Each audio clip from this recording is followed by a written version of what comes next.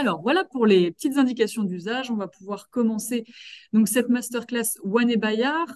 Je m'appelle Margot, je travaille pour Edifice et donc One. Et je remercie d'ailleurs nos partenaires de chez Bayard, Valérie Leblanc, d'avoir rendu possible cette nouvelle masterclass. Donc, une masterclass, c'est un temps d'échange entre enseignants. C'est vraiment un moment dans lequel on pose sur la table une question d'ordre pédagogique et on vient y répondre avec également l'éclairage d'invités. Aujourd'hui, on s'intéresse à la question des problèmes de comportement, mais également voilà, de comportements perturbateurs auxquels on peut être confronté en classe, parfois des cas de violence. Et donc, l'idée de ce soir, c'est de partager des ressources et des outils de prévention et d'action. Et pour ce faire, on a deux invités avec nous. On a d'abord Flavie Le Goupil. Bonjour Flavie. Bonjour. Alors, je vais dire quelques petits mots pour te présenter. Si jamais tu veux compléter, n'hésite pas. Donc, toi, Flavie, tu es directrice de deux écoles dans le Maine-et-Loire et également enseignante. Tout à fait. Et tu es passionnée par, en général, les sujets de pédagogie personnalisée et aussi de toutes les applications des neurosciences en pédagogie. Et c'est ce qui t'a amené donc à collaborer à la création d'une mallette pédagogique, justement sur le sujet qui nous occupe ce soir chez Bayard. Est-ce que j'ai dit ce qu'il fallait? Est-ce que tu veux rajouter quelque chose? Non, non, je crois que l'essentiel est dit. L'essentiel est dit. OK. Et avec nous, on a également Nadège Letissier. Donc, tu es, j'ai bien prononcé. Non, Le Non, Tessier. c'est Nadège Le Tessier. Le Tessier. Je savais qu'il y avait un problème. C'est OK. Excuse-moi pour avoir écorché ton nom. Donc, toi, tu as été professeur sur tous les niveaux, d'ailleurs, pendant plusieurs années, hein, de la maternelle jusqu'au collège, c'est ça, Nadège? Ouais. J'ai fait la SECPA, ouais, j'ai Au enseigné en SECPA SECPA. aussi, OK. Mm. Et ensuite, donc, tu as eu une spécialisation sur, est-ce que c'est correct si je dis l'accompagnement des adolescents difficiles, c'est ça? Ouais, c'est ça. C'est un DU avec Philippe Jamet sur les difficultés de comportement et les enfants dits difficiles. Voilà, parce Dit que difficile, ouais. Je pense que c'est voilà. bien de le Mm. verbaliser comme ça. Et tu as également occupé le poste de régulatrice scolaire dans le département du Je suis Val-de-Marne pendant désolée, je deux dois ans. partir. Et c'est ce qui t'a Ouais, ouais, également pas de souci. amené à collaborer pour le Poutois avec Canopé à la création d'une formation qui a rencontré pas mal de succès, qui s'appelle Quand les émotions s'en mêlent. C'est bien ça? Ouais, c'est ça. C'est apprentissage quand les émotions s'en mêlent. C'est vraiment faire le lien entre les deux, apprentissage, émotion, émotion, apprentissage. Mais c'est ça. Ok, super. Bah, merci à toutes les deux d'être présentes et merci à tous les enseignants et enseignantes qui nous ont rejoints ce soir. Pour commencer dans le vif du sujet, on va commencer déjà avec une première question à toutes les deux. Pour introduire le sujet, est-ce que vous pouvez peut-être nous partager chacune ce que vous entendez par violence, sachant évidemment que c'est votre regard à vous, hein, c'est pas forcément une vérité générale, mais ça nous permet voilà de comprendre de quoi on va parler ce soir.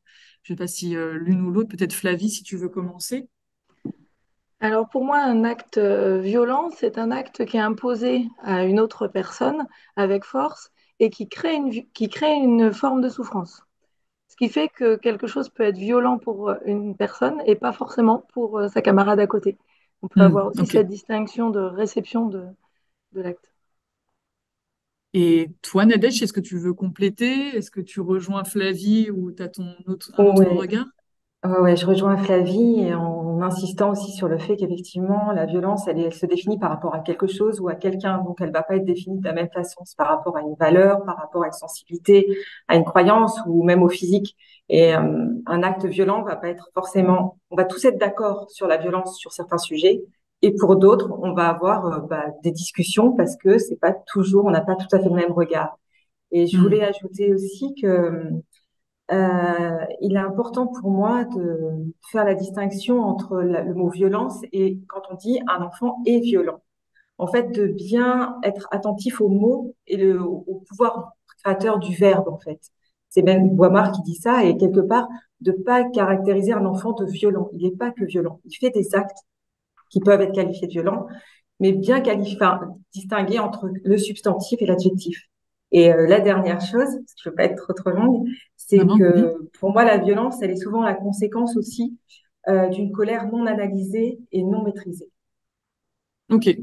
Bah, merci pour ces précisions. Peut-être d'ailleurs, ça me permettra de vérifier si les enseignants ont bien trouvé le chat. Ça peut être intéressant, justement, on parle de ces actes violents. Est-ce que dans le chat, vous pouvez nous dire qu'est-ce qui vous vient spontanément comme exemple concret, peut-être? Et si Flavie et Nadège, vous voulez rebondir, je vais vous citer un peu ce qui vient dans le chat. Est-ce que vous avez comme ça, par rapport à la définition que donnent Flavie et Nadège, des exemples d'actes violents soit que vous avez entendu ou que peut-être auquel vous avez été vous-même confronté. Alors, Patrick nous dit violence gratuite, jet d'objet en direction d'une personne. Qu'est-ce qu'on a? C'est Céline qui nous dit ça. On a des insultes,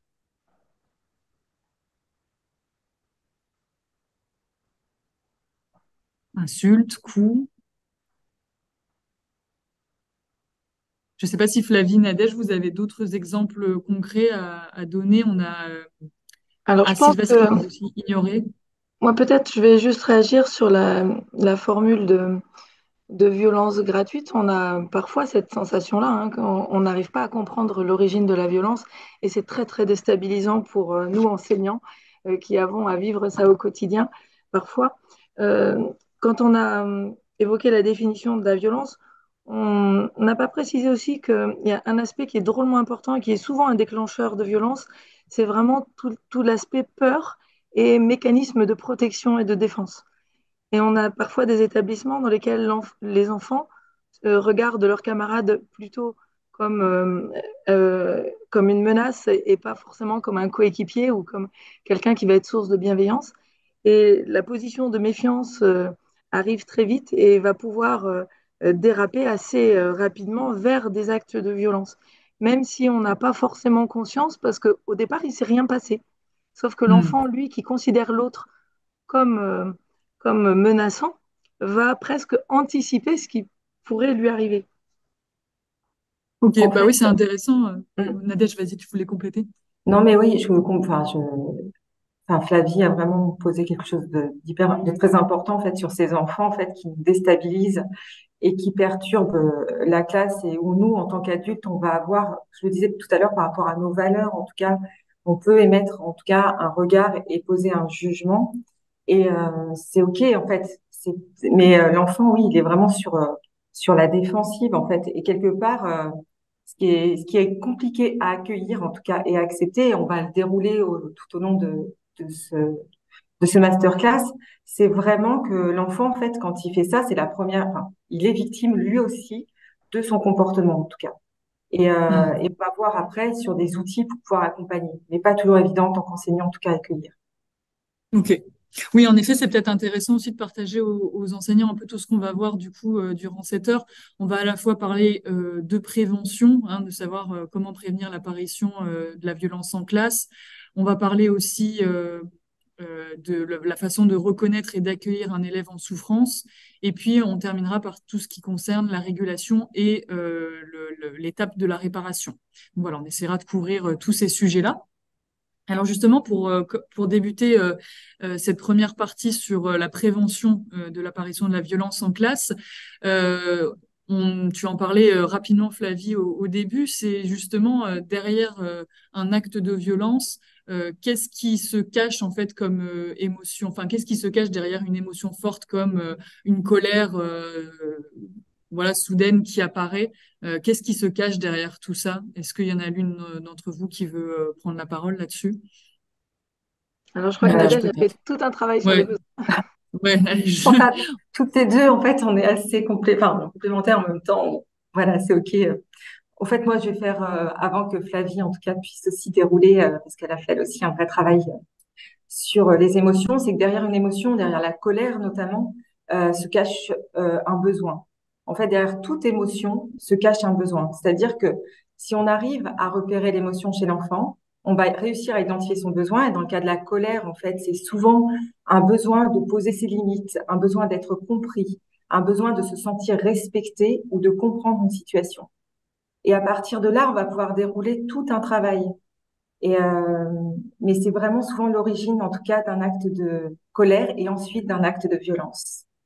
Et tu vois, justement, c'est l'objet de la formation que tu as créée chez Canopé. Je sais pas si tu veux en dire un tout petit mot. Je peux partager quelques écrans. Je sais pas si tu veux compléter en disant en quoi ça consiste. Attendez, hop, Ben, on va la dessus. formation en tant que telle, elle nous montre en fait en quoi les émotions, enfin, jouent un rôle important, en tout cas dans les apprentissages, et comment justement le fonctionnement montre le fonctionnement d'une émotion. Donc, et on a Ok. vu là, ben là sur l'extrait qu'on voit, on voit que pour chaque émotion, il y a un besoin qui lui est associé.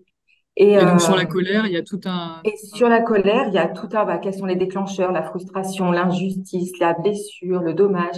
Et en fait, toute émotion a un message. Et le message, c'est aller contre. Et on va voir notre corps, en fait, qui va aller plutôt vers l'avant, qui va mettre ses mains vers l'avant comme ça, alors que quand on a peur, notre corps, il va plutôt avoir un mouvement de recul. Et quelque part, avec des sensations, et toute émotion est utile. Voilà, ça, on va revenir, je pense, tout à l'heure dessus. Et c'est Hmm. important, en tout cas, pour faire baisser les niveaux de violence, de se dire que toute émotion est utile et légitime. Après, c'est la manière dont on va utiliser, enfin, ça va être l'expression de cette émotion qui va être acceptable ou non acceptable. Ok. Toi, Flavie, avec ton expérience également en classe, est-ce que t'as noté d'autres choses par rapport justement aux besoins qui se cachent derrière la colère? Alors moi, j'utilise souvent la pyramide de Maslow, même si elle a été un petit peu décriée depuis, mais dans ma pratique au quotidien, elle m'a vraiment rendu service. Il identifie d'abord les besoins physiologiques, qui sont les besoins essentiels de l'enfant. Donc s'il a trop froid, trop soif, il va pas être dans de bonnes dispositions, pardon, pour s'impliquer ni dans une relation, ni dans ses apprentissages.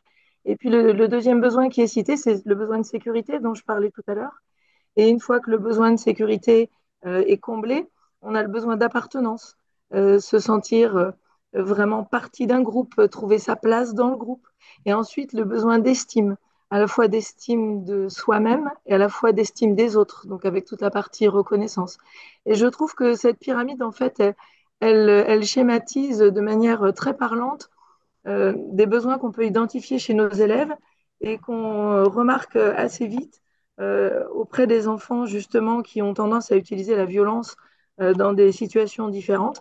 Quand on reprend un petit peu ce schéma-là, on arrive à situer à quel endroit ça coince et par où on peut prendre le fil pour dérouler, essayer de comprendre la situation et amener l'enfant ensuite lui-même à comprendre ce qui lui arrive et à pouvoir choisir d'autres solutions. Ok, bah intéressant en effet. Et je crois que l'une et l'autre, en fait, vous avez pas mal de conseils justement. Enfin, en tout cas, par rapport à ce sujet-là, il y a justement tout un travail au préalable à faire en fait avant d'aborder justement la question des violences en classe. C'est quoi tout le travail à faire au préalable pour réussir à amener les élèves à exprimer leurs émotions, leurs besoins? Nadège, est-ce que là-dessus, t'as des conseils? En fait, on peut utiliser pas mal d'outils pour enseigner aux enfants bah, déjà les habiletés sociales, parce qu'il y a des enfants pour lesquels c'est pas explicite. Enfin, pour moi, au départ, c'est travailler sur les émotions. Donc, ça commence dès la maternelle jusqu'au CM2. Donc, la première chose parce que j'allais un peu trop vite dans ce que je voulais Non, non, dire, mais fais en il y a fonction du feeling, hein. vraiment toute la question du langage aussi. La question de beaucoup d'enfants, en fait, n'ont pas les mots pour exprimer. Voilà ce qu'ils ressentent. Et de commencer très tôt, en fait, donc Flavie va peut-être pouvoir nous parler après de la mallette, justement, pour élaborer ce langage et d'apprendre à reconnaître les émotions. Donc, on peut voir comment ça se manifeste dans le corps euh, et à reconnaître chez l'autre aussi. Donc, on peut passer par des petits jeux de théâtre, écrire. Il y a des outils, enfin, ce qui fonctionne très, très bien avec les élèves. Moi, je l'ai expérimenté, on va dire, même en CP, on peut commencer jusqu'au collège, enfin, en troisième, on peut le faire. Écrire des petits jeux de théâtre, enfin, des situations typiques de la classe et de pouvoir, voilà, les enfants sont par deux, par trois, ils créent un espace sur quelque chose qui a fait violence à un moment donné, et puis ils vont le jouer à la classe. Et là, moi, dans mon rôle, je vais dire, OK, qu'est-ce qui s'est passé? Voilà, tel élève, qu'est-ce qu'il a ressenti? De quoi il a besoin? Et petit à petit, on va tisser. Et on va rejouer la scène en faisant intervenir un autre élève qui, lui, va amener justement un élément qui manquait pour que la situation se fluidifie. Ou un acteur va improviser en se disant, bon, bah là, je vais faire ça pour pas que la situation s'envenime. Donc, il y a ces petits jeux de théâtre qui sont très, très, très importants. Les cercles de parole. Les cercles de parole en fait, c'est institué. En amont, en fait, c'est tout le climat de classe finalement. C'est comment j'institue, je mets en place un espace pour que mes élèves se sentent bien. Et dans le cercle de parole, on a vraiment un espace qui va être très cadré en fait, où on va pouvoir de donner sa parole, ne pas être coupé, ne pas avoir de moquerie, voilà, avoir un bâton qui circule, voilà, et celui qui a le bâton, il parle et on peut pas lui couper la parole, et on va pouvoir exposer des situations. Mais ça, j'en parlerai un petit peu plus tard parce que je vais laisser la parole à Flavie justement sur les outils et le langage aussi, mais sur la CNV et ses cercles de parole. Et oui, du coup, toi, là, tu disais beaucoup travailler le langage. Je crois qu'il y a quelque chose sur lequel vous êtes aussi toutes les deux d'accord, c'est tout le travail de la confiance en soi. Je sais pas si Flavie, tu veux dire un mot là-dessus, peut-être? Oui, ça fait partie d'un des trois axes qui est développé dans la mallette et euh, qui me semble vraiment indispensable pour pouvoir poser des bases saines et amener les enfants à avoir des relations plus sereines. C'est préparer et vivre avec nos élèves des temps dans lesquels on va pouvoir développer effectivement leur confiance en eux et par là l'estime qu'ils ont d'eux-mêmes dans tout un tas de dispositifs. Alors il y a par exemple le porte-vue des fiertés ou le porte-vue des talents, où l'enfant va compiler toutes ses réussites, que ça soit des réussites scolaires, un exercice euh, qui est vraiment bien fait, et dont il est fier, ou des réussites qui n'ont rien à voir. Un élève qui est fier parce qu'il a mis 3 buts au dernier match de foot de son club. Et en fait, au fil des années, l'enfant va se constituer un répertoire de tout ce qui a fait qu'il a pu ressentir cette fierté et per- se permettre aussi de présenter ces fiertés-là à la classe en disant, ben voilà, moi j'ai réussi ça et tout le monde l'applaudit. Et donc, on va donner une image différente des enfants dans la classe, puisqu'un enfant qui peut être en difficulté sur des domaines scolaires ne va pas l'être dans d'autres domaines. On va changer le regard des enfants les uns sur les autres et on va développer cette estime et cette confiance en soi qui va permettre à l'enfant, quand il y a une remarque qui va être désagréable, qu'il va entendre, ou un regard qu'il ne comprend pas, de ne pas être en position de méfiance, mais de se sentir suffisamment bien avec lui-même pour pouvoir accepter une remarque différemment ou bien se mettre à distance d'un commentaire qui peut peut-être être désagréable, mais qui va le toucher de manière complètement différente s'il se sent déjà bien lui avec lui-même. Il y avait une petite fille Ok. dans la classe qui est venue en pétard parce qu'on l'avait insultée et traitée de bébé. Et en fait, on est parti sur cette thématique-là de mais est-ce que tu es vraiment un bébé? Mm. Ah non, je suis pas un bébé. Et quand on a travaillé la confiance en soi par rapport à ce terme de bébé, eh bien, toutes les émotions sont redescendues très très vite. Elle en a ri et s'est rendue compte que ben, finalement, peut-être que si, quand quelqu'un allait lui dire la prochaine fois qu'elle était un bébé, c'était peut-être pas si grave parce qu'elle savait à l'intérieur d'elle-même qu'elle n'était pas un bébé. Et donc, tout ce travail de l'enfant par rapport à l'image qu'il a de lui-même me semble vraiment importante à développer. Et je voulais Ok. rebondir sur ce que disait Flavie par rapport à cette petite fille.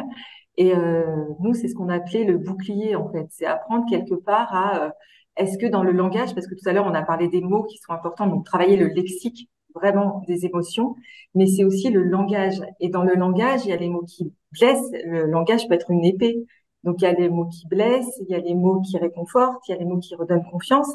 Et comment je reçois ces mots-là? Et cette petite fille, en fait, elle a utilisé son pied en se disant, en fait, Exactement. bah, est-ce que c'est vrai? Est-ce que c'est juste? Est-ce que c'est utile? Et ça, c'est un conte qui s'appelle Les Trois Tamis de Socrate, qu'on peut utiliser avec les enfants. Et moi, je mettais un affichage dans la classe, justement, en se disant, ça peut être pour quelque chose que j'ai à dire. Est-ce que ce que tu as à me dire est utile? Ce que tu as à me dire est juste? Et est-ce que c'est vrai? S'il y a aucun des trois, bah, tu dis rien. Et idem quand je reçois quelque chose de l'autre. Et ça, c'est des choses qui désamorcent très vite des situations qui pourraient tourner en bagarre ou autre. Donc voilà, c'était un petit, je rebondissais. Et Hop, ce super. terme de bouclier, on l'utilise effectivement aussi, on le retrouve dans les outils proposés pour les plus petits sur la Ok, confiance. donc là, on a en effet des premiers outils voilà, qui commencent à pointer leur bout de leur nez. On va pouvoir justement peut-être commencé à explorer donc des activités en classe ou même je crois que l'une et l'autre vous avez expérimenté et des activités et des aménagements. Tu commençais à évoquer certaines choses qui étaient présentes dans la mallette. Flavie, je crois qu'il y a également un outil sur lequel, que tu as pu expérimenter, le principe des émoticartes. Je vais projeter à l'écran quelques exemples. Est-ce que tu peux nous en dire un mot de la façon dont tu as créé ça dans le cadre de la mallette et peut-être utiliser aussi en classe, d'avoir ton retour là-dessus? Alors, Bayard avait déjà développé des cartes, un petit jeu de cartes sur tout un tas de dispositifs que les enfants peuvent expérimenter pour gérer leurs émotions. Donc, c'est la diapo qui est juste après, si tu veux bien tourner. Ouais. Euh, et ce sont des choses qu'on a expérimentées ensuite en classe avec les enfants. On a utilisé des balles pour se calmer, se masser. On a testé l'intérêt de la musique. Quand on est en colère, est-ce qu'on a envie d'écouter plutôt une musique douce pour s'apaiser ou au contraire une musique très rythmée et très forte pour évacuer? On a essayé d'avoir des postures et des attitudes, tout un travail sur la respiration. Et une fois qu'on a pu tester ces émoticartes, alors il y en a encore tout un nombre qui n'est pas, enfin, une partie qui n'est pas présentée là, pardon, on est en fin de journée. Une fois que les enfants ont pu tester un certain nombre de dispositifs, ils vont choisir ce qui peut leur rendre service à eux dans le cadre de la classe. Voilà, moi, en CP ou en CE1, dans tout ce que j'ai testé, voilà ce qui peut me rendre service quand je suis trop triste ou quand je sens la colère monter. Et on va remplir, donc là c'est la diapo précédente, on va remplir des petites cartes qui vont être personnelles.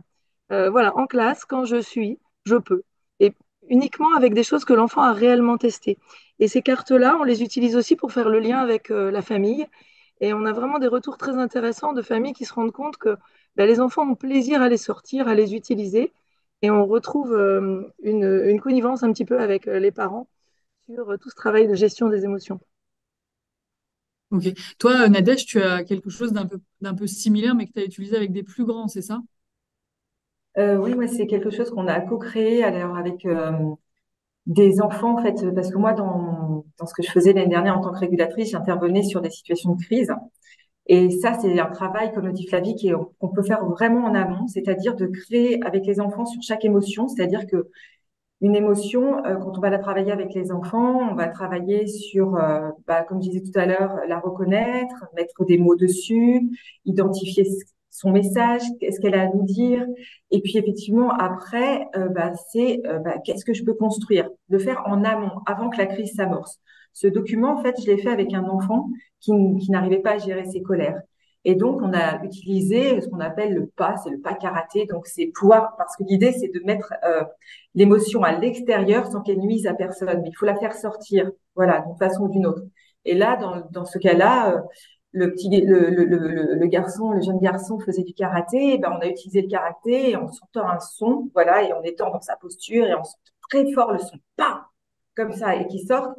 Et puis, on a aussi trouvé cette idée de souffler dans un ballon la colère, de regarder vers le ciel, parce que bon, on sait aussi que suivant les endroits voilà, vers lequel par exemple, quand on est triste, si on regarde vers le haut, ça va donner des indications à notre cerveau. Enfin voilà, on va chuinter comme ça avec notre cerveau sur des petits aspects très techniques avec le regard et là de souffler. Et puis il y a aussi, je voulais, enfin, par rapport à ce que dit Flavie, c'est-à-dire que par rapport à tous ces outils qu'on met en place avec eux, qu'on va fabriquer avec eux en amont. Donc, on peut avoir ses propres outils. Donc là, il y a la mallette de Bayard. Il y a plein de choses sur Internet aussi qui sont là pour apprendre à gérer les colères et que moi, j'ai utilisé pour aussi, hein, parce qu'une technique n'est pas identique pour chaque enfant. Mais c'est aussi d'aménager un espace dans la classe où l'enfant va pouvoir, en tout cas, exprimer cette émotion. Et là, il y a notamment le mur des émotions qui fonctionne franchement très bien. Je l'ai utilisé euh, au collège aussi. C'est-à-dire que quand un enfant a une émotion, il est empêché de penser. Il peut plus. Et donc, quelque part, c'est lui donner un sas, un espace, pour qu'il puisse, en tout cas, mettre son émotion à l'extérieur. Et là, pour pas faire trop de bruit dans la classe, parce qu'on peut pas laisser sortir forcément les élèves tout le temps pour qu'ils fassent le pas, etc., ou souffler, et ben, c'est de dessiner ce qui ne va pas. Ça peut être de déchirer sa feuille. Et dans la classe, et ils ont tous dans une pochette, en tout cas, le comment vous sentez-vous, qui va les aider à mettre des mots sur des émotions qui peuvent ressentir. Donc, il y a des petites émoticônes comme ça qui vont leur permettre de trouver le mot qui correspond à leur émotion. Et ensuite, ils ont le droit de soit le bouchonner, le déchirer, le mettre à la poubelle, ou alors d'aller le mettre dans cet espace au fond de la classe qui est l'expression. Et là, moi, j'ai accepté parfois que c'était Madame Le Tessier, je vous déteste. Bah, ok, tu as le droit de me détester sur ce moment-là. Il le met au fond. Moi, en tout cas, par rapport à ma violence et mes croyances, mes valeurs, c'est sûr qu'on n'est pas tous pareils. Moi, je sais qu'il exprime à ce moment-là, c'est énorme, quoi. Et ben après, il l'a posé, c'était fini. Il s'est remis au travail et il a pu refaire tout son exercice. Donc, c'est quelque chose, en fait, c'est un espace où on leur autorise, en tout cas, à ressentir. Parce que, comme je disais tout à l'heure, si déjà on leur dit que cette émotion, elle est OK, elle est légitime, voilà, mais par contre, c'est comment je l'exprime, et là, on l'accompagne. Donc, voilà, Ok. sur le mur des émotions, voilà, qui est vraiment un outil, je l'ai utilisé ouais, dans pas mal de circonstances, et c'est vraiment très puissant. Et toi aussi, Flavie, d'ailleurs, t'as eu des expériences d'aménagement, non, de l'espace dans l'école même. Et C'est ça, il y a eu la création. alors, effectivement, il y a des aménagements dans certaines classes. On a des sas de décompression, pour le Mhm. coup, qui ont été mis en place pour des enfants à troubles du comportement reconnus, mais qui font un bien fou à d'autres enfants également. Alors, quand on a l'espace proche de la classe, c'est facile, mais ce n'est pas toujours le cas. Donc, on a pu avoir des tipis installés dans certaines classes pour que l'enfant puisse se soustraire du regard des autres au moment où il ne va pas bien. On n'a pas toujours envie que les autres nous regardent quand on est en colère, quand on a quelque chose qui ne va pas. Ou des dispositifs extrêmement simples comme un drap qu'on met à disposition de certains enfants. Alors, il y a toujours la régulation de l'enseignant, hein, sinon ils ont très envie de jouer dans la cabane toutes les 5 minutes, mais un drap qu'on met à disposition pour recouvrir complètement la table et proposer à l'enfant d'aller se mettre avec un coussin sous sa table.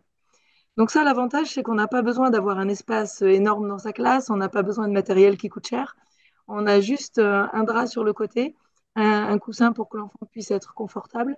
Et à un moment donné où on sent qu'un enfant a vraiment un trop-plein et qu'il a besoin de s'isoler du regard des autres et de se sentir un petit peu dans un espace contenu et coucouné quelque part, on va lui proposer de s'installer de cette manière-là. Et on a aussi effectivement à l'extérieur un banc de l'amitié. Il y a un certain nombre d'écoles qui les ont fait fleurir. On a pu le tester pendant 1 an et demi dans l'école c'est un banc sur la cour de récréation qui est identifié comme le banc de l'amitié et qui permet aux enfants, quand ils ont une sensation de rejet, qu'ils se sentent tout seuls ou qu'ils ont du mal à entrer en communication avec d'autres enfants, d'aller s'installer. Et la mission de tout un chacun dans la classe, c'est d'être veilleur et pendant la récréation, de regarder au moins une fois chacun vers le banc de l'amitié pour voir si quelqu'un a besoin de quelque chose. Et quand un enfant est assis sur le banc, les camarades viennent s'asseoir à côté pour proposer un jeu, pour discuter. Et on s'est rendu compte à une période où, alors, il y a des périodes où ça vit très bien, puis il y a des périodes où on oublie un petit peu le banc de l'amitié. Et à une récréation, il y a une enseignante qui était fatiguée, qui s'est installée sur ce banc-là, sans réaliser que c'était le banc de l'amitié. Et au bout de 2 minutes, il y a un petit enfant qui est venu s'asseoir à côté d'elle, puis qui attendait. Alors, elle se demandait ce qu'il voulait. Alors, au bout d'un moment, elle lui a demandé, mais tu vas bien? Pourquoi est-ce que tu es assis là? Elle dit, mais maîtresse, tu es sur le banc de l'amitié, je me suis dit que tu devais te sentir seule. Et on a trouvé ça vraiment adorable que ce retour de bienveillance puisse se vivre aussi vers les enseignants. Et on s'est rendu compte que ce banc de l'amitié, il avait vraiment du sens pour les enfants et qu'ils étaient capables de s'en saisir. Ok. Bah, jolie histoire comme quoi ça a dépassé vos attentes. Ça nous a bien fait rire aussi. Ouais. Bah, je fais un tout petit en arrière. Je sais que Nadège, là, on a switché sur les aménagements. Je crois que tu voulais parler aussi du côté des activités, enfin, en tout cas, des ressources. Il y avait le dessin animé du Petit Cube dont on peut aussi projeter un extrait. Ça, ce dessin animé-là, pour toi, c'est quoi sa vocation, son utilité? Pourquoi tu le recommandes, Nadège? Alors en fait, c'est un petit film qui est très bien fait. Ça a été un des premiers en fait justement qui a parlé de l'émotion en parlant du besoin, en parlant de la reconnaissance. En fait, il y a tout. En fait, si vous n'êtes pas trop à l'aise avec les émotions, le petit cube, il explique tout de A à Z et de manière vraiment très pédagogique. très très ludique. Et pour un enfant, en fait, ça leur parle bien. Et dans les classes, quand on le met, c'est un vrai support à discussion. Et ça peut être aussi un support pour une séquence, par exemple, si on travaille sur la colère. Tout est dedans et on peut travailler. Bon, bah, d'abord, on va faire comme petit cube. On va essayer de voir bah, qu'est-ce qui a déclenché ma colère. Et puis après, bah, on va essayer de voir bah, de quoi tu as besoin. Et puis voilà, de construire les outils avec le dessin animé. Parce que finalement, il y a déjà des outils qui sont donnés et on peut aussi co-créer avec les enfants d'autres outils. Mais donc, c'est chouette de le regarder là Ok, donner une bah je petite vais. idée Ouais, ouais, aux personnes on présentes. partage, si vous voulez, l'épisode sur la colère. Pendant ce temps-là, pendant que ça dure trois petites minutes, n'hésitez pas dans le chat à mettre là justement sur cette question des outils qu'on utilise pour arriver à faire exprimer aux enfants leurs émotions et leurs besoins. Si vous avez d'autres suggestions, vous aussi, que vous utilisez dans votre classe, on vous invite à le mettre dans le chat. Et puis on pourra prendre, si vous voulez, quelques témoignages après l'épisode que je partage tout de suite.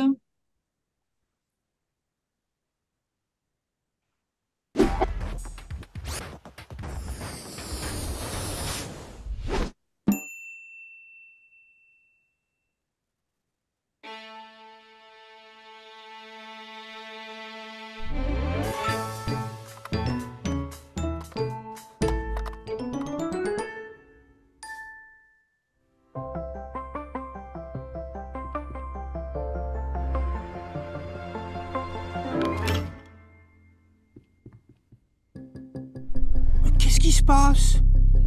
Oh, je vois tes sourcils froncés, tes dents serrées, tes poings fermés. Mais tu es en colère. Tu es vraiment en colère. Ta tour est tombée alors que tu avais presque terminé. Ça, mon petit cube, c'est une émotion naturelle. Tu es en colère et ton corps se remplit d'hormones. Elles prennent toute la place et te poussent à réagir. Il y a comme un volcan qui bouillonne. Et d'un coup, boum, tu exploses. Voyons comment exprimer cette émotion. Tape des pieds. Griffonne un papier. Déchire ton papier en criant « Ah !» comme un ninja. Maintenant, on peut revenir au calme. Bois un grand verre d'eau. Lentement. Ferme les yeux. Respire profondément par le nez. Inspire. Expire. Inspire. Expire. Tu te sens plus calme? La colère est redescendue et tu peux enfin y voir plus clair. La colère peut être plus ou moins intense, du petit agacement à la grosse rage. À quoi ça sert la colère? Grâce à elle, tu dis tout haut que quelque chose ne va pas. Il faut que ça change. Reconnaître, nommer et extérioriser ta colère te permet de revenir au calme.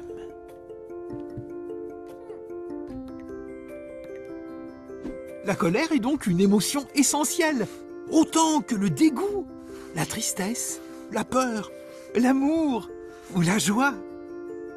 C'est important d'y prêter attention.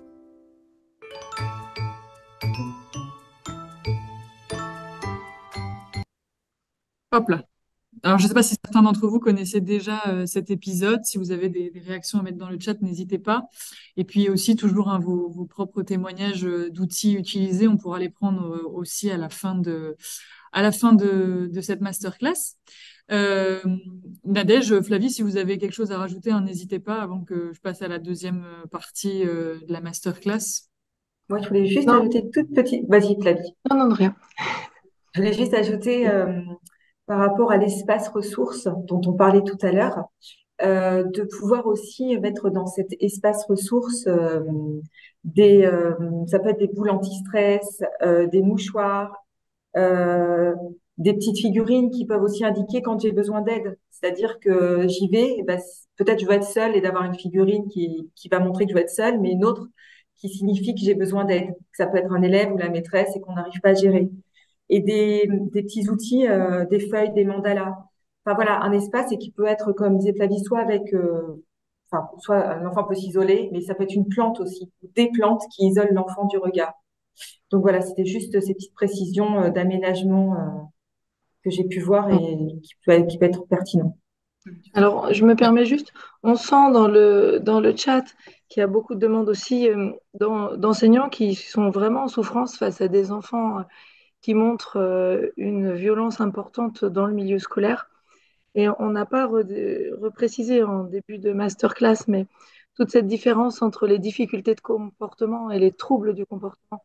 Nous avons parfois dans nos classes des enfants qui sont porteurs de handicap et qui ont des troubles du comportement avérés et très importants et pour lesquels, même si tout ce qu'on va développer va aider, évidemment, ça ne solutionnera pas le trouble qui existe et qui est réel. Et dans ces cas-là, je crois qu'il faut vraiment que d'abord l'enseignant ne reste pas tout seul, qu'il fasse appel à ses collègues, qu'il fasse appel au directeur, à la directrice, que l'équipe puisse travailler vraiment sur une prise en charge en équipe et que les soignants puissent être vraiment mis dans la boucle parce qu'on a parfois des collègues qui ont un vécu de classe hein, dans tout ce qu'on peut apercevoir dans le chat ou dans des échanges qu'on a avec des collègues, des vrais moments de souffrance en tant qu'enseignant, où on est complètement démuni.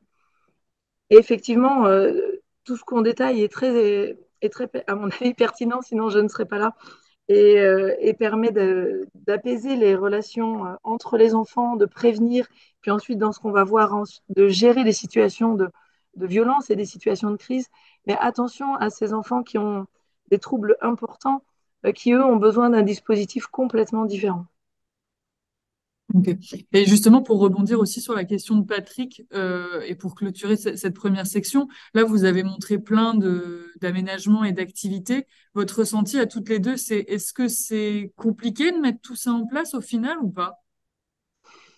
Non, franchement, nous, on l'a vécu depuis 6-7 ans maintenant dans l'établissement. On avait à l'époque une ambiance qui était compliquée, qui était vraiment basée sur la compétition et puis avec des petits regards qui étaient violents les uns pour les autres, rien que dans le regard ou dans la moquerie. Et on a pu voir une vraie évolution en travaillant essentiellement sur les leviers de la confiance en soi et de la bienveillance. Et avec des dispositifs qui finalement ne prennent pas tant de temps que ça et qui portent des fruits, mais à long terme, c'est vrai. Là, on est plus dans la prévention. Et Et toi, oui, moi, je pense que après, tout dépend aussi, tout est question de relative en fait de soi vis-à-vis de soi, comment on est, parce qu'il y a des moments où on est épuisé, on est fatigué, on n'arrive plus à trouver les ressources. Et donc là, ça peut être compliqué parce qu'on n'a pas la ressource. Et dans ces moments-là, parce que si on a la ressource en nous, si on est OK, on peut mettre en place. Moi, tout ce dont je vous ai parlé, je l'ai mis en place. C'est assez facile. C'est des choses qui sont, même si on le fait sans être en équipe, parce que c'est vrai que l'équipe est très importante, c'est facile à mettre en place. Après, si vous êtes fatigué, épuisé parce que vous pensez que c'est trop lourd, parce que vous avez une équipe dans laquelle c'est pas OK, parce que pour X raison, vous êtes fatigué. Et là, par contre, c'est de se faire accompagner. Et il y a vraiment enfin, moi, je faisais partie à l'inspection d'une fonction qui s'appelle régulatrice scolaire. Il y en a dans tous les départements avec des noms différents. Il y a le RASED. C'est vraiment de se dire qu'on n'est pas seul et de pouvoir, en tout cas, se faire accompagner. Dans la notion de difficulté, j'entends ça aussi. C'est que parfois, on se dit c'est difficile parce qu'on se sent seul. Et aller Oui, chercher des vraiment. partenaires qui peuvent aider. Et aussi, de pouvoir aussi prendre soin de soi pour pouvoir mieux donner aux élèves après et mettre en place tous ces outils. Et je crois casser un peu le côté culpabilisation de j'arrive pas à gérer cet élève-là, c'est peut-être que je suis pas un bon enseignant. Non, rien à voir.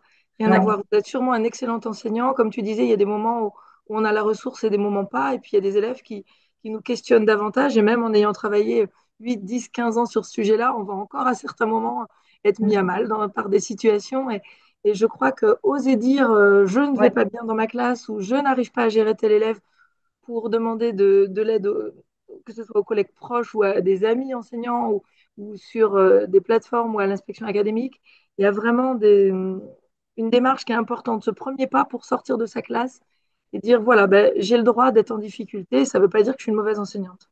c'est ça, d'être authentique et vulnérable, et on l'a tous été, et de se le dire en fait. Et ouais, bah, j'ai perdu le fil, mais en tout cas, ouais, j'ai Pardon, perdu le parce que moi, fil. j'avais J'ai demandé pour perdu, j'ai couper. perdu. Non, non, je disais, bah, c'est parfait parce qu'en fait, ça fait la transition justement avec la posture de l'enseignant, justement sur ce moment. Là, on a parlé de la prévention, sur le moment justement de accueillir un élève en souffrance ou des choses comme ça.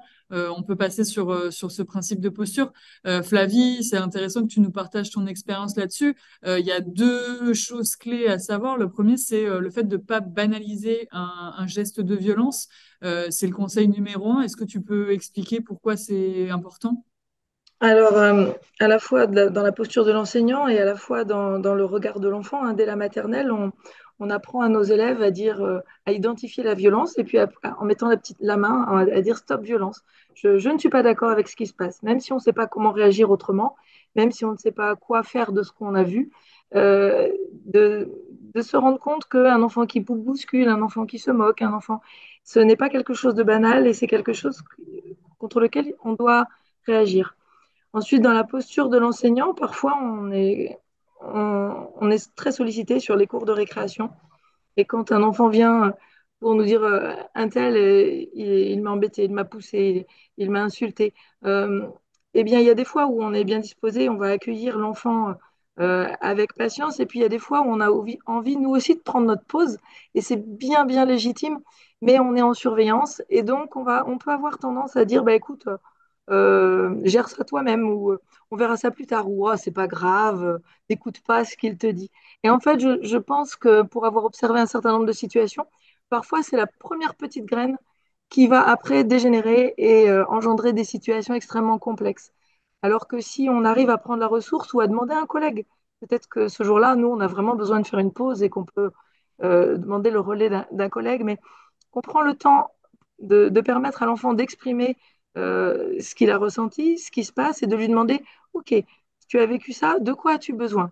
Est-ce que tu as besoin que j'intervienne? Est-ce que tu as besoin... Parfois, la réponse de l'enfant est extrêmement simple. Des fois, c'est juste, il m'a bousculé, il m'a fait mal et il m'a pas dit pardon. Et ben voilà, des fois, mais sauf que si on dégoupille à ce moment-là, l'enfant n'a pas de rancœur. Et la fois d'après, quand il va croiser cet enfant-là dans les rangs, il ne va pas le bousculer, ou il ne va pas le pincer, ou le marcher sur les pieds. Et donc, on va désamorcer une situation avant qu'elle s'envenime. Et cette attitude d'accueil et d'écoute, elle est précieuse. Et il faut, je pense qu'on a tous à y être un petit peu vigilants pour éviter que les situations s'aggravent. Hmm. Et justement, par rapport à l'écoute, l'écoute, le langage à adopter, est-ce que tu as des conseils là-dessus? Alors, on a Nadège Larcher, une formatrice qui nous disait souvent de ne pas hésiter à utiliser les accusés de réception pour parler le moins possible et que l'enfant puisse vider toutes ses émotions. Ah, ah, ah oui, ah bon, et comment tu t'es senti? En fait, le moins de mots possible. Parce qu'on a tendance, et vous voyez, je suis bavarde, donc c'est un de mes défauts. Donc, enseignant, on travaille sur le langage. On a tendance à parler finalement plus que l'enfant et à ne pas laisser l'enfant dérouler ce qu'il a besoin de dérouler et vider complètement ses émotions. Et puis ensuite, plutôt l'amener à trouver des solutions par lui-même quand c'est possible. Et toi, qu'est-ce que tu en penses? Qu'est-ce que tu pourrais faire? Qu'est-ce qu'on pourrait demander? Ou bien, de quoi as-tu besoin? Est-ce que tu veux que j'intervienne? Et en fait, quand on respecte un petit peu cette toute micro-procédure-là, on se rend compte que les choses sont plus fluides dans les relations entre les enfants ensuite. Et l'enfant se sent entendu par son enseignant. Donc la relation de confiance, elle s'instaure aussi de manière plus constructive. Nadège, t'hésites pas si jamais tu veux ajouter quelque chose sur ce sujet.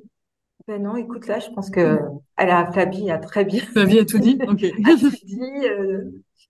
Là, sur ce sujet, c'est OK pour moi. Tiens, Amandine nous demande comment aider les élèves à verbaliser. Je demande à mes élèves en cas de conflit comment je peux les aider, mais souvent ils ne savent pas pourquoi ils viennent me voir. Est-ce que vous avez quelque chose à répondre à Amandine? Euh, euh, pour moi, en fait, c'est tout ce dont on a parlé tout à l'heure, c'est-à-dire comment on va travailler en amont les choses pour pouvoir libérer la parole des enfants. C'est-à-dire comment créer des espaces. Je parlais du cercle de parole en classe. Nous, on utilisait le cercle de parole aussi pour tout ce qui n'était pas OK, qu'on avait rencontré dans un moment, quoi, parce qu'il y avait de pouvoir exprimer et de voir les autres exprimer, aide les autres aussi après à pouvoir s'exprimer.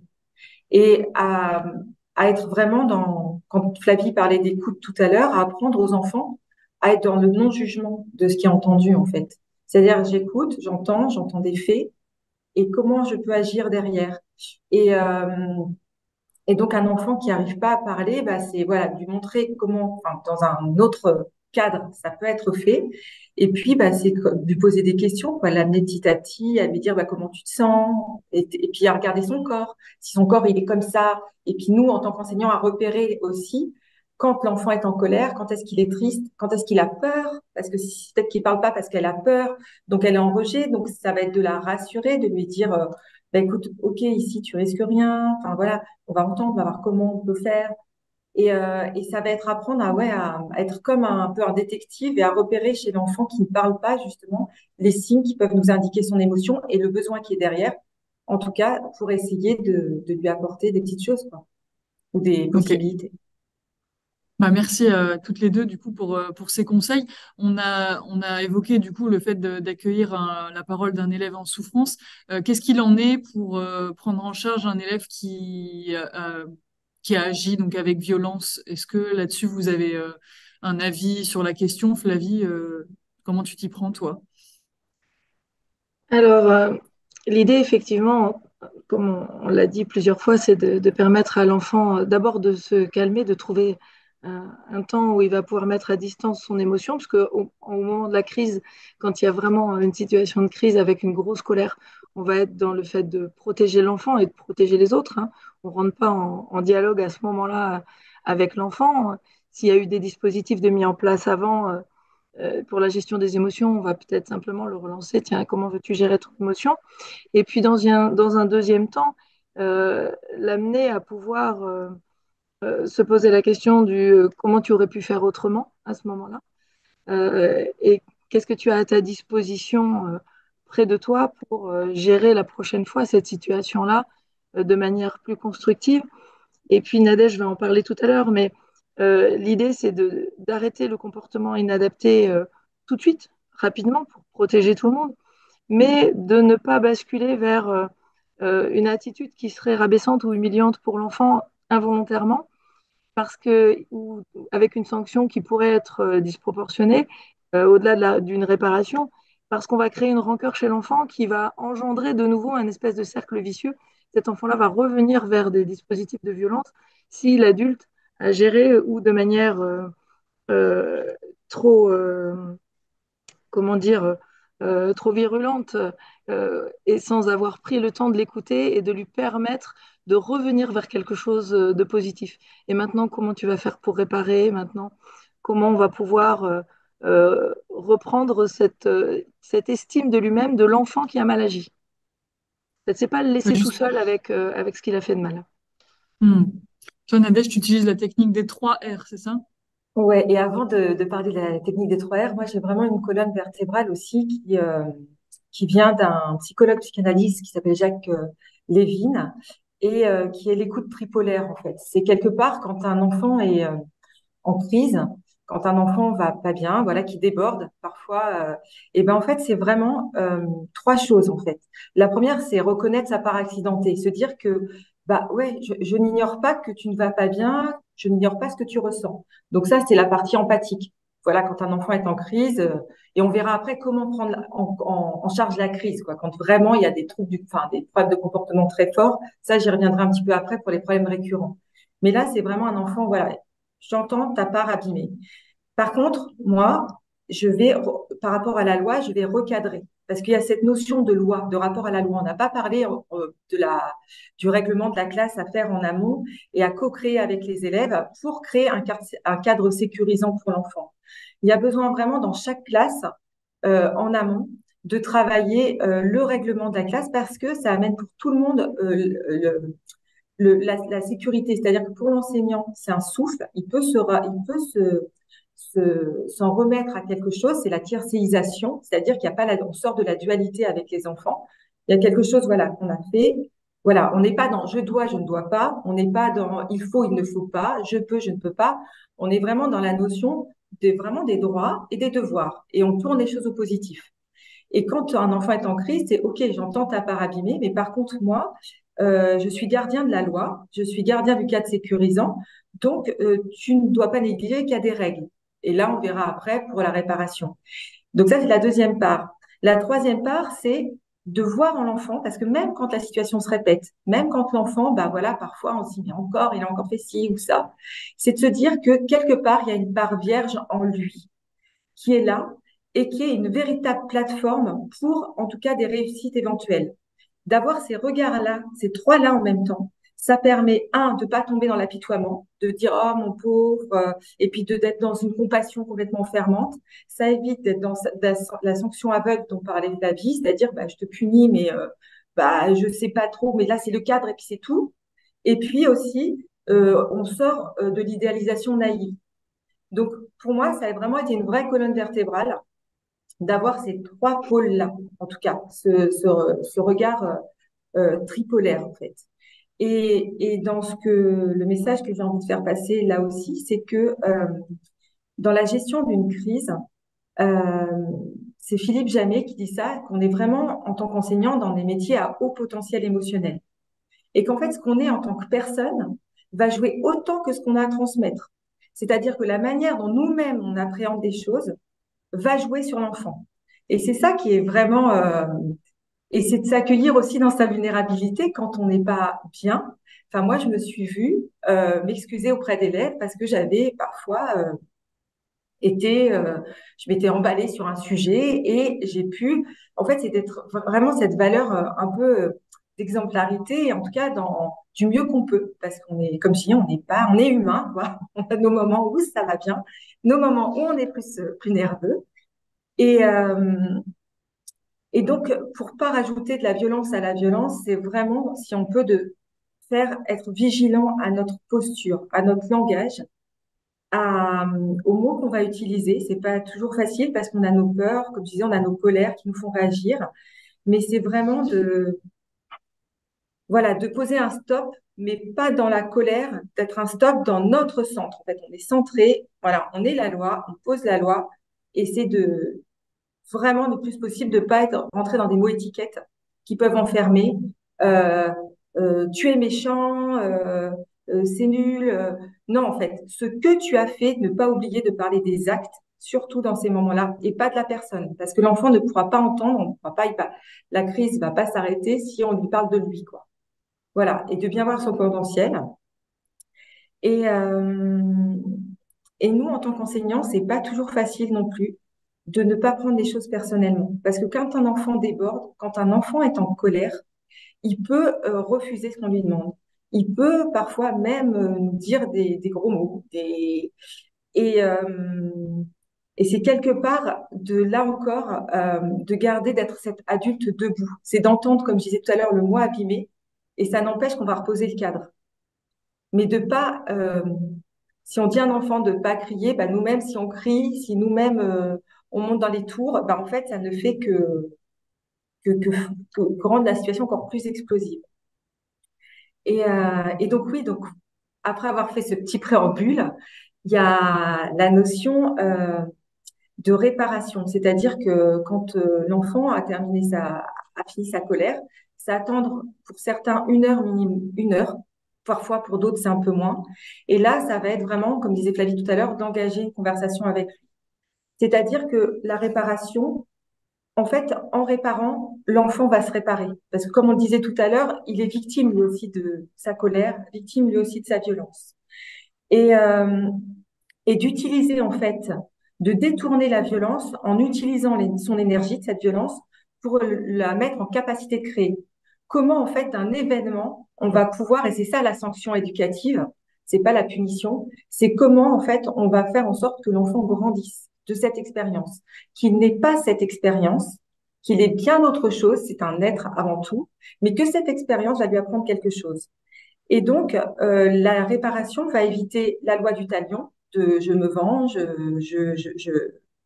je recommence les mêmes gestes, et de restaurer dans le groupe aussi un équilibre. Donc, il y a les 3 R, ce que j'appelle les 3 R. Il y a reconnaître sa responsabilité.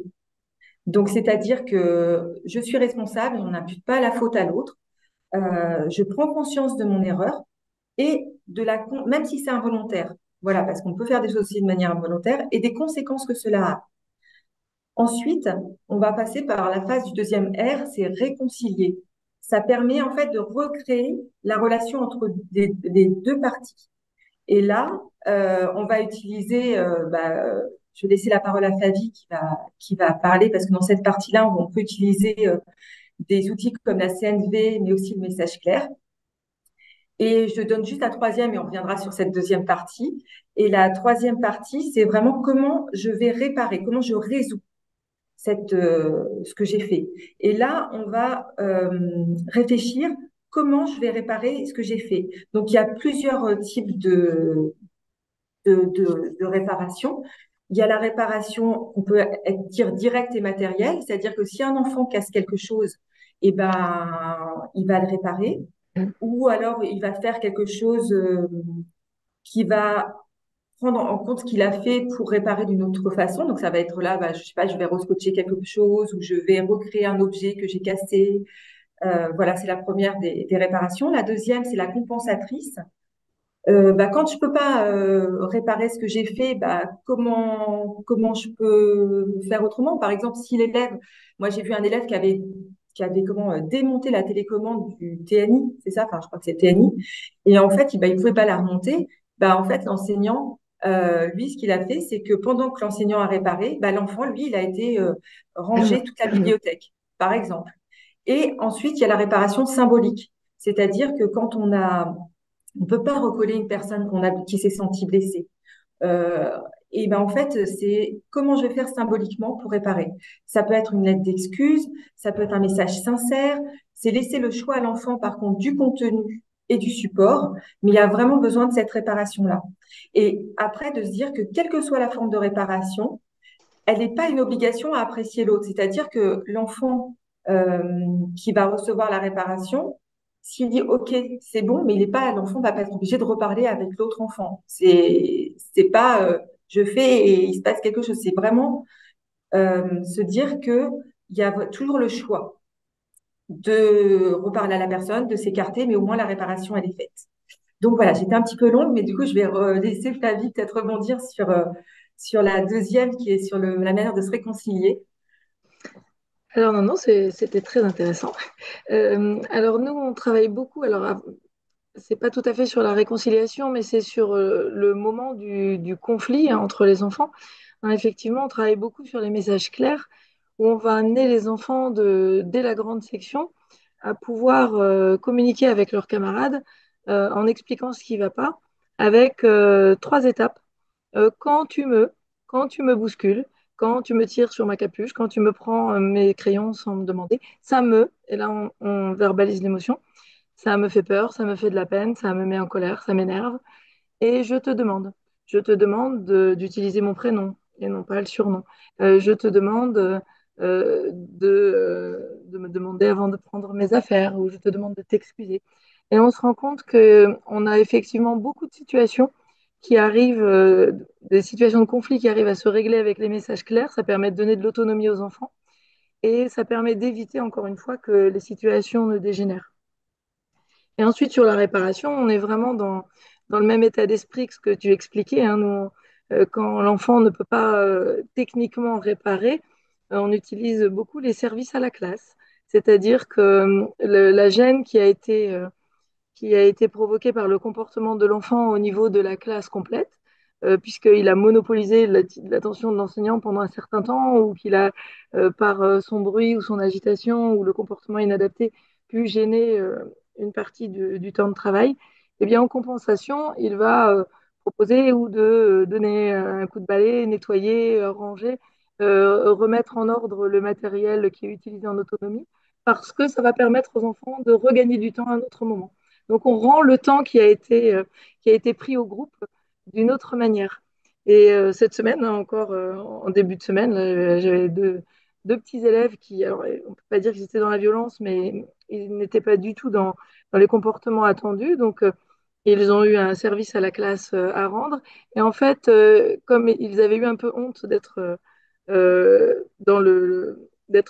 mis face au groupe, enfin, d'avoir entendu les commentaires des autres enfants qui étaient gênés par leur attitude, pardon, ils ont mis tellement de cœur à ranger ce qui leur était demandé qu'en fait, ils ont fait un service bien plus important de ce qui leur était demandé. Et ils étaient très fiers de dire à la classe, bah, voyez, en fait, là, on n'a pas été bien, on vous a dérangé, mais du coup, on n'a pas rangé que l'étagère qu'on nous avait demandé, on a rangé les 3 étagères.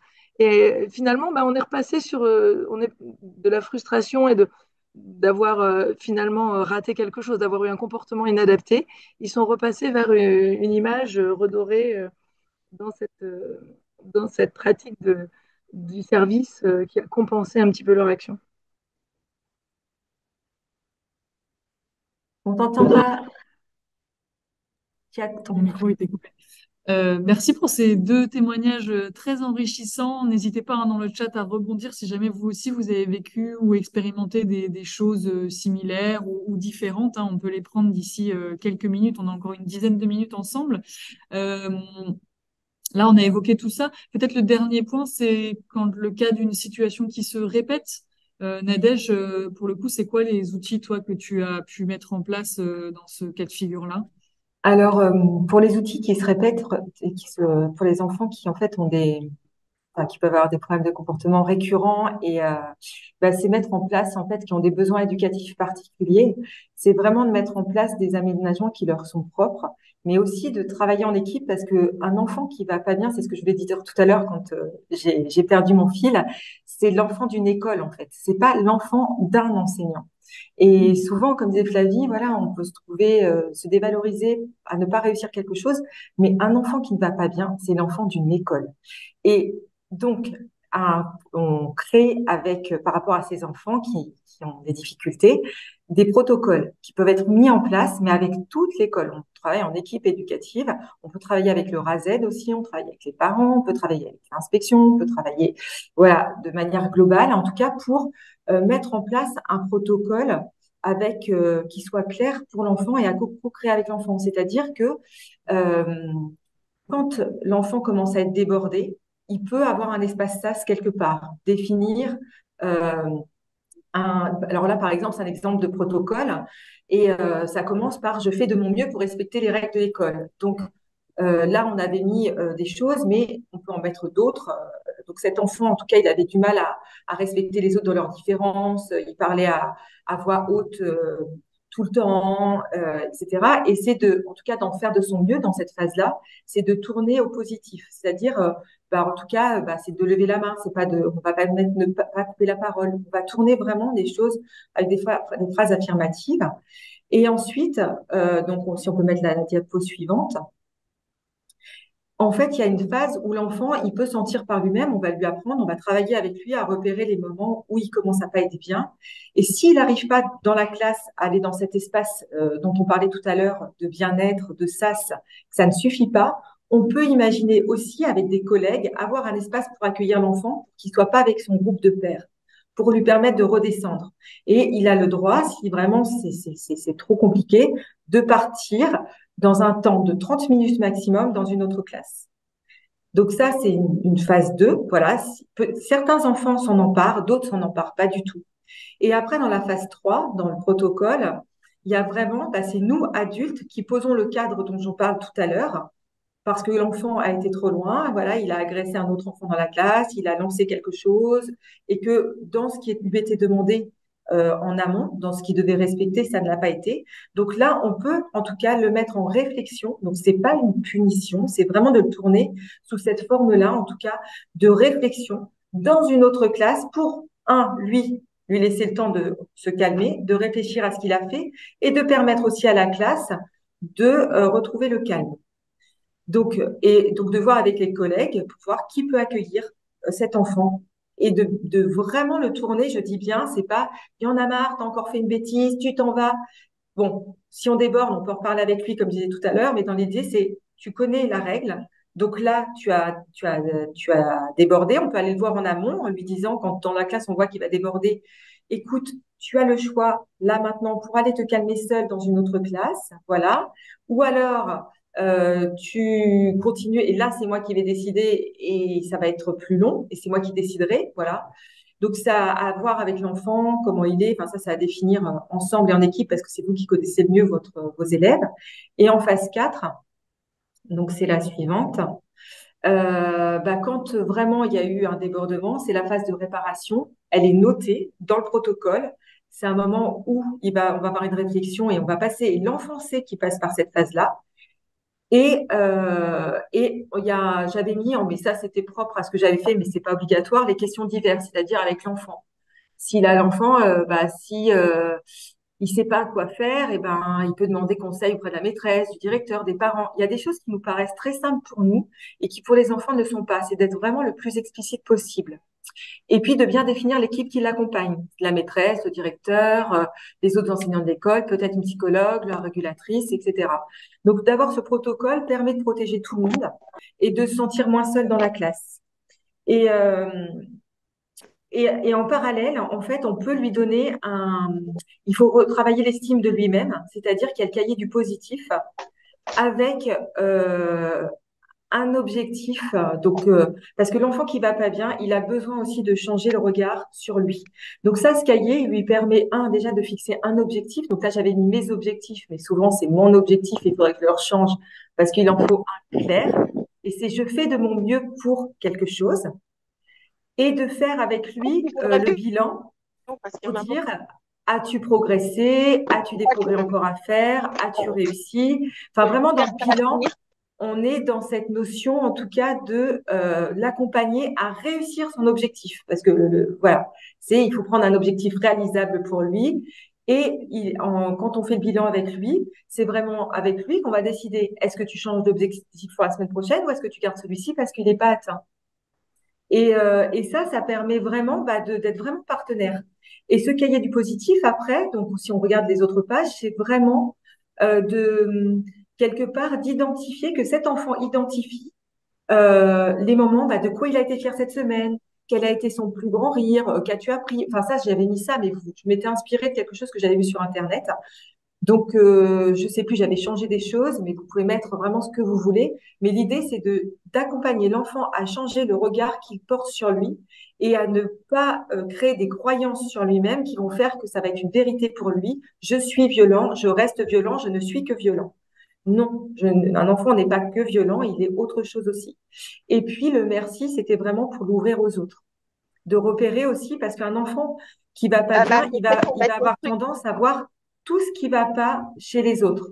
Et voilà, ça peut être obsessionnel chez lui de repérer toutes les petites choses qui va me dire oui mais madame il a fait ça lui. Enfin voilà. Et là c'est pareil, c'est de regarder les autres mais de manière beaucoup plus positive, d'être dans la confiance et pas dans la peur.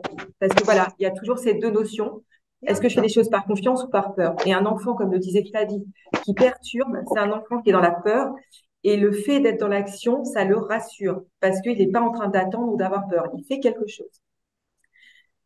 Donc, voilà pour les petites... Et oui, alors ce que j'avais envie de dire aussi par rapport à cette thématique, c'est l'importance aussi quand on parle aux partenaires d'un enfant qui a des problèmes de comportement récurrents, c'est vraiment de parler de besoins et de points d'appui. Éviter le mot difficulté. C'est-à-dire que cet enfant, en fait, il a comme point d'appui qu'il peut canaliser son énergie sur du long terme. Par contre, il a besoin d'accepter la frustration.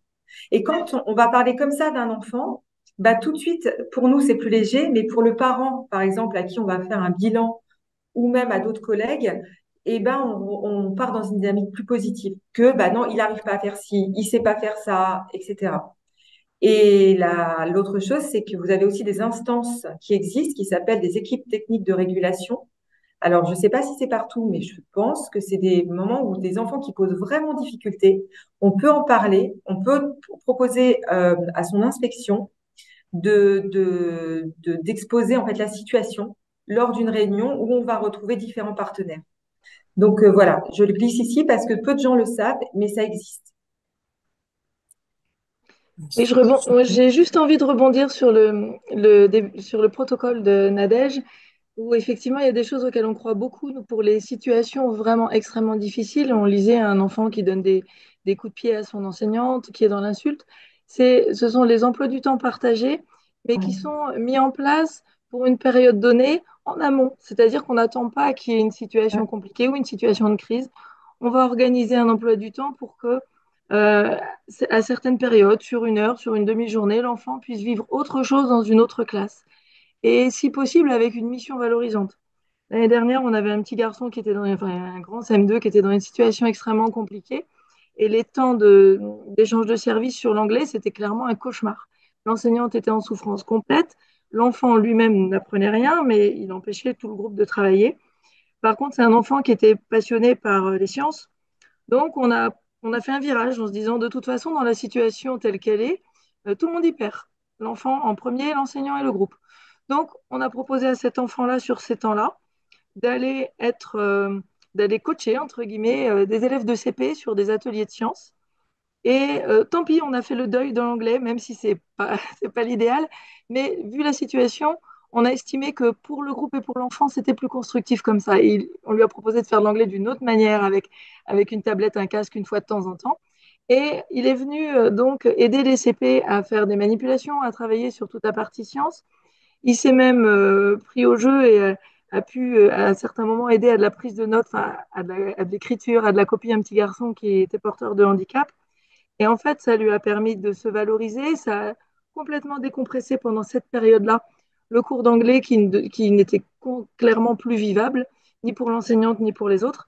Et ensuite, petit à petit, on a pu ramener l'enfant vers le groupe de d'autres manières, avec des, des missions détournées, mais au moment où on sentait que ce n'était plus gérable, voilà, on a fait ce choix pendant une période de 6 semaines de faire le deuil du cours d'anglais et puis de lui proposer autre chose autrement. Et ce sont des choses qu'on a pu vivre aussi sur des cours de récréation, des grands qui ne trouvaient pas leur place. On leur a demandé, ben, est-ce que tu veux, sur certains temps de récréation, aller organiser un jeu sur la cour des plus jeunes. Et donc, il avait une mission, il était fier, il prenait les choses en charge. Et du coup, il oubliait complètement ses comportements qui étaient extrêmement réactifs sur la cour où il était d'habitude. Et une autre notion dont on n'a pas parlé, c'est vraiment le groupe classe, en fait, parce que par rapport à un enfant qui a des comportements plus complexes, on va dire, on tolère plus de choses, on accepte nous parce qu'il a des besoins particuliers, donc on va accepter plus de choses. Et c'est de travailler aussi avec le groupe classe. Et là, on travaille la notion d'équité parce que c'est très important pour accompagner un enfant qui a des problèmes de comportement récurrents et pour les autres de pas se dire oui mais lui alors lui il fait des bêtises et puis bah moi lui il a droit à ça et ça et ça et pas moi. Et en fait quelque part c'est vraiment de se dire que bah oui mais toi tu vois tu as des difficultés en mathématiques, bah t'as ta table de multiplication qui est avec toi parce que c'est ça compense.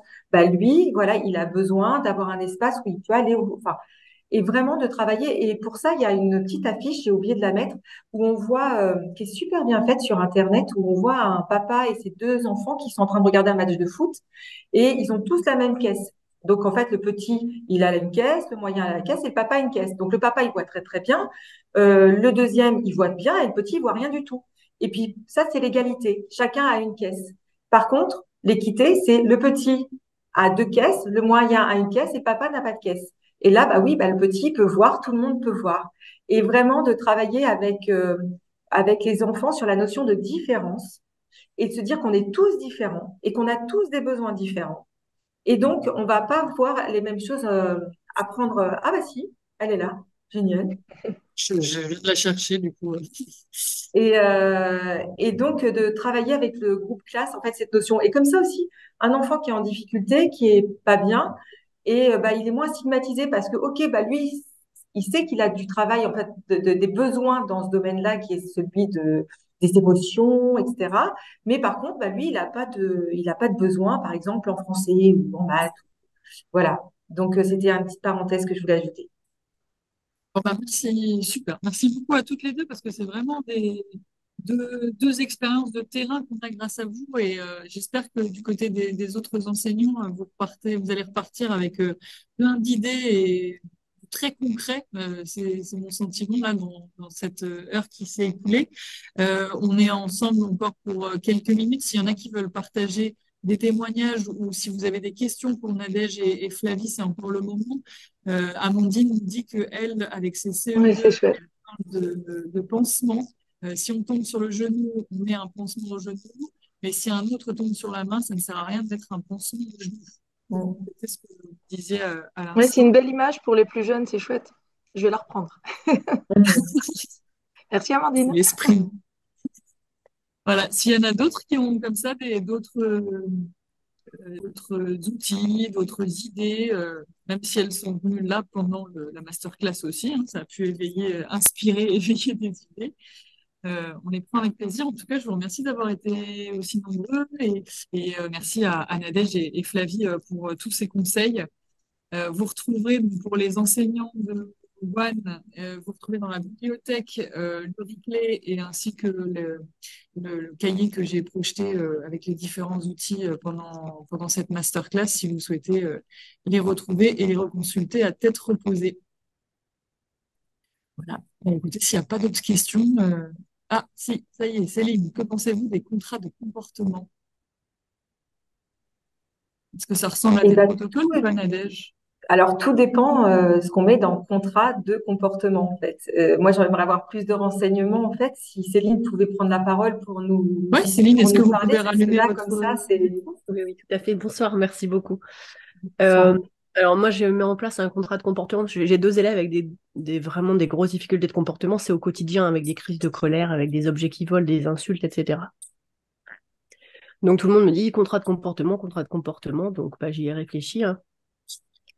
Donc j'ai mis en place un tableau avec ce que j'attends exactement de l'enfant, avec aussi une échelle de positionnement, hein, où j'en suis dans mon comportement. Et on essaye de valoriser au maximum, hein, tout ce qui est correct, on valorise, mais pour pouvoir aussi dire stop.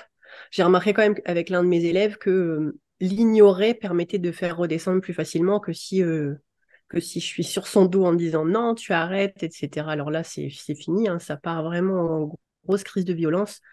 Et l'ignorer, alors j'aime pas ignorer parce qu'en fait, ça donne le signal qu'on a le droit de faire, la maîtresse ne dit rien. Et donc, je suis très partagée, en fait. Je sais pas trop, est-ce que ces contrats de comportement sont corrects? Est-ce que... En fait, je pense que c'est vous, comment vous vous sentez avec. Et toujours dans l'esprit, comment j'accompagne mon élève à grandir. Et moi aussi, à me préserver dans un certain sens. Et en tout cas, cet enfant, quand on ignore, en fait, on n'ignore pas. Mais c'est ce que je disais tout à l'heure, un enfant, il a des besoins particuliers. Et cet enfant, si vous le prenez à part, en fait, l'idée aussi, c'est que ces enfants-là, si vous, devant la classe, vous leur dites des choses, là, on rentre dans un triangle dramatique qui s'appelle le triangle du bourreau, victime, sauveur.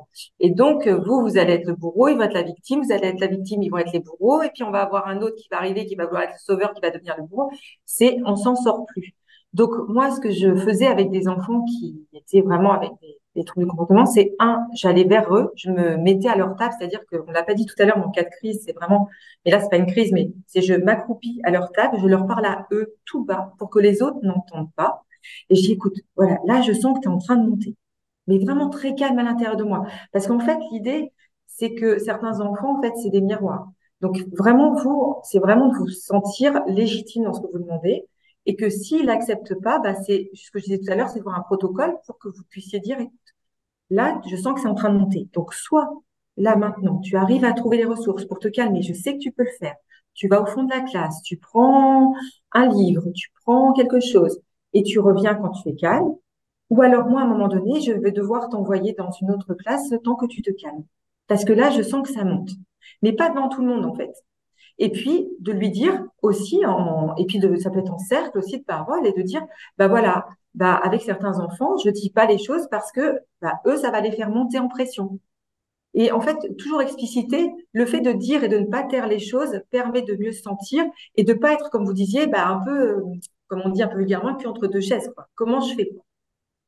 Et enfin voilà, et c'est vraiment, ou alors même des fois, moi je sortais avec un élève, je dis bah, écoute, viens, on va discuter 2 minutes, et généralement ça fait redescendre la pression. Mais s'il sent qu'il peut avoir du pouvoir sur la classe, indirectement ou sur vous, et ben en fait, il va continuer en fait.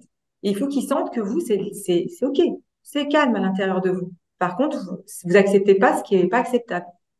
Donc Flavie, je sais pas si tu veux rebondir aussi. Oui, nous, ça nous arrive d'utiliser des contrats de comportement. Par contre, on cible toujours un seul, deux maximum Ouais, objectifs. Euh, j'en ai mis en place ce matin avec un petit garçon qui, depuis une semaine, part dans de l'insolence vis-à-vis de son enseignante, des comportements qu'on a du mal à comprendre. Et donc, la situation ne s'améliorait pas suite au premier jour de la semaine. Je lui ai proposé de voir avec lui ce qu'il était capable de faire comme effort, en lui disant, bah, écoute, il y a plein de solutions hein, dans une école. Je peux me fâcher, je peux aller dans la sanction, ça va servir à rien, c'est pas ce que tu veux, c'est pas ce que je veux, parce que nous, on veut t'aider à grandir et te construire, on veut pas te blâmer. Donc, j'ai besoin que ton comportement change. Est-ce que jusqu'à la récréation, tu peux tenir sans parler mal à ton enseignante et en faisant attention aux mots que tu utilises avec tes camarades, que jusqu'à la récréation. Et je viens te voir à la récréation. On a marqué, jusqu'à la récréation, je ne suis pas insolent. À la récréation, sortie de la classe, hop, j'ai attrapé discrètement, t'en es où? Et j'ai demandé à la maîtresse un petit pouce. Ouais, c'est bon, c'est gagné, bravo. Tu vois, t'es capable. T'as été capable 1 heure et demie. Bon, bah, t'es capable 1 heure et demie. On essaie encore 1 heure et demie jusqu'à midi. Et ça permet en fait de féliciter puis de lui dire, tu sais, ce soir, on va pouvoir dire à papa et maman, là, tu as été capable pendant 1 heure et demie ou pendant 2 heures ou pendant 3 heures de ne pas être insolent et de ne pas dire un seul gros mot. Eh bien, c'est une super réussite pour aujourd'hui. Donc en fait, on cible quelque chose de très très très petit pour le remettre sur un chemin positif. Mais effectivement, parfois dans le contrat de comportement, on a envie de balayer large parce qu'on voit qu'il y a plein de choses à travailler et c'est bien légitime et ça se comprend. Mais en fait, nous, en tant qu'enseignants, on se décourage parce qu'on a l'impression que bah, finalement, c'est pas si efficace que ça. Et puis l'enfant, lui, il a un petit peu l'impression qu'il a beau essayer de mettre des choses en place, bah, que ça n'a pas les effets attendus non plus, ni par l'enseignant ou par la famille. Donc effectivement, j'ai tendance à cibler à la fois un seul petit objectif, à discuter l'objectif avec l'enfant et parfois à réduire le timing. Donc, effectivement, là, c'était spécifique. Parfois, ça va être sur une journée, sur une semaine, mais des fois, on descend à 1 heure. Et moi, il n'est présent que 2 heures par jour maintenant parce que bah, il empêchait la classe de fonctionner. Il y a des choses qui ont été mises en place, hein, mais malgré tout, les 2 heures, c'est un calvaire. Compliqué. C'est un calvaire. C'est ouais. les insultes, c'est les coups vis-à-vis de moi, vis-à-vis des autres enfants. Mais là, on est dans le trouble du comportement. Ouais, là, on est Donc, vraiment dans le c'est-à-dire point, que là, on est vraiment dans un trouble du comportement. Et effectivement, en fait, ces enfants, en fait, ils mettent à l'épreuve leur environnement en testant continuellement la solidité des gens qui sont autour. Et c'est Mhm. épuisant pour bah, les enseignants, c'est épuisant pour leur famille, c'est épuisant pour le tout. Et c'est pour ça que, eh ben oui, il y a des moments, effectivement, il y a des moments où tous les outils qu'on vous a donnés vont pouvoir accompagner, aider. Et puis des fois, on est démunis en fait, parce que même en équipe, on n'arrive pas à trouver le levier qui permet à l'enfant d'aller bien, parce que en fait, il a besoin aussi de soins à côté. Et c'est D'autres choses. comment aussi, on peut travailler avec les partenaires. Et enfin moi, plusieurs fois, hein, j'ai fait appel justement aux personnes qui accompagnent l'enfant. Ça peut être psychologue, dans le privé, hein. On peut aussi dans les équipes éducatives demander et du soutien. Et puis aussi, faites appel. Moi, par exemple, j'intervenais dans les classes et je venais en soutien des professeurs. C'est-à-dire que je pouvais rester dans la classe une demi-journée. Je pouvais prendre l'élève à part. C'est-à-dire qu'il avait son travail et moi, je venais le chercher à part. Quand il y a vraiment des élèves qui ont des troubles du comportement, vous pouvez aussi faire appel. Et puis, je ne sais pas s'il y a une AESH dans la classe et si cet enfant dispose d'une AESH, enfin, je ne sais pas si on en est là ou pas. Mais en tout cas, on peut réfléchir aussi si cet enfant a besoin d'être accompagné pour faire en sorte qu'il le soit, quoi. Il a une AESH qu'il refuse complètement. Il ne veut que mon aide, en fait. Enfin, voilà, Oui, il c'est cherche l'exclusivité. l'exclusivité, Mm. c'est avec moi. Et l'AESH, il l'envoie paître. Il me dit non, j'ai pas besoin de toi. Et comme il y a un deuxième enfant qui en a besoin, il dit va voir l'autre. Va voir l'autre. Moi, j'ai pas besoin. Mm. Et vous avez quel niveau? CE1, CE2. Mm. Ouais. Et donc là, pour l'instant, vous dites, il est combien de temps, il est combien de 2 heures dans votre classe, c'est ça? 2 heures par jour, oui. Et vous travaillez en partenariat avec d'autres structures ou pas du tout? C'est un enfant qui est en foyer déjà. Ouais. Donc, il a un suivi CMP. Il va chez l'orthophoniste également. Ensuite, en fait, le foyer me dit, comme il vient pas tout le temps à l'école, vous devez fournir le travail et ils le font travailler et le scolaire au foyer. Moi, je leur disais qu'en fait, c'est un enfant qui avait besoin Non. d'autre chose que du scolaire, que là, on se trompait complètement. Il a besoin d'un accompagnement autre que du scolaire. Mais ils veulent pas l'entendre, donc ils le font travailler. Quand il est au foyer, il travaille, il travaille, il travaille. Donc, Et oui, du coup, oui, c'est souvent, en fait, c'est un travers parce que nous, on a besoin qu'ils puissent se mobiliser sur le temps de classe et identifier le temps de classe et le lieu école comme un lieu d'apprentissage. S'il a du mal à se mobiliser sur l'apprentissage, on a envie de concentrer ses efforts-là sur ce moment-là. Et je comprends que ce soit frustrant de sentir que l'apprentissage, il est décalé de lieu et que du coup, l'enfant n'investit plus le lieu école comme apprentissage. C'est vrai que ils me c'est disent, pas bah non, simple. parce que du coup, ils pensent que c'est les vacances. Donc, nous, on veut absolument Ben qu'il oui, travaille. oui, En tout, Je en l'entends, tout hein, cas, mais... ça ouais, le s'entend, mais contrat. c'est vrai que c'est complexe. Mm. Mm. Et le contrat de comportement, je pense que dans ce cas-là, il va pas servir. Je crains que non. Et, Après, et peut-être créer une dynamique, peut-être créer un projet avec lui, pour lui, une dynamique de projet dans lequel il puisse utiliser quelque chose qu'il aime faire. ouais, complètement. Je sais pas ce que ça pourrait être, mais en tout cas, sur les 2 heures où il est là dans la classe, peut-être, je sais pas, créer un dessin animé, créer du rap, créer enfin, une musique ou travailler sur du théâtre, travailler sur autre chose les 2 heures où il est dans votre classe. En tout cas, créer quelque chose où il puisse avoir une place et apporter aux autres par rapport à un talent qu'il a au début pour qu'il s'insère en tout cas dans le groupe classe. Et là, on est dans la dynamique de pédagogie de projet. Ouais, Même complètement. si vous n'êtes pas complètement dans le programme, et ben c'est pas grave parce qu'il y a des moments en fait où le savoir-être et en tout cas la dynamique de classe est plus importante. En tout cas, c'est à tenter. Ça veut pas dire que ça va être bien tout le temps parce que ces enfants-là, ils ont du mal à se stabiliser. Mais vous pouvez avoir des petits miracles sur des moments, en tout cas où cet enfant va pouvoir s'investir dans quelque chose. Oui, et puis s'il a accès à la lecture, aller lire un livre à des plus jeunes, Voilà, exactement. Oui. aider des CP ou aider des CE en difficulté de lecture à travailler leur lecture. Mais c'est vrai qu'effectivement, hein, ça reste là, dans ces situations-là, on est presque du minute par minute pour Mm. construire quelque chose qui permet de sécuriser un petit peu tout le monde. Et c'est épuisant pour l'enseignant, hein. Même 2 heures par jour, Ah oui, oui, mais c'est quand il vraiment s'en va, épuisant. je suis vidée et j'en ai un deuxième qui pose problème et qui, quand prend le relais, quand le premier est parti, c'est lui qui prend le relais. Donc, voilà. Effectivement, je crois que la Oui, pédagogie les de projet, méchants. c'est un très bel axe. Bah, le fameux petit garçon chez nous qui, l'année dernière, a passé ses cours d'anglais à coacher les CP en sciences, avec son enseignant, il a créé un castelet en bois. Donc, l'enseignant avait la chance d'avoir une pièce à côté disponible, avec une grande porte qui pouvait s'ouvrir entre les deux. Et toute une période, quand il sentait que ça fonctionnait plus dans la classe, il avait le droit de repartir sur son projet. Donc, il a alors, poncé avec du papier de verre, il a assemblé, il a peint. Et puis, finalement, le Castellet a pu être utilisé par les maternelles. Il est allé présenter son projet. Mais ça a été effectivement une source pour lui, un sas de décompression, mais en construisant quelque chose.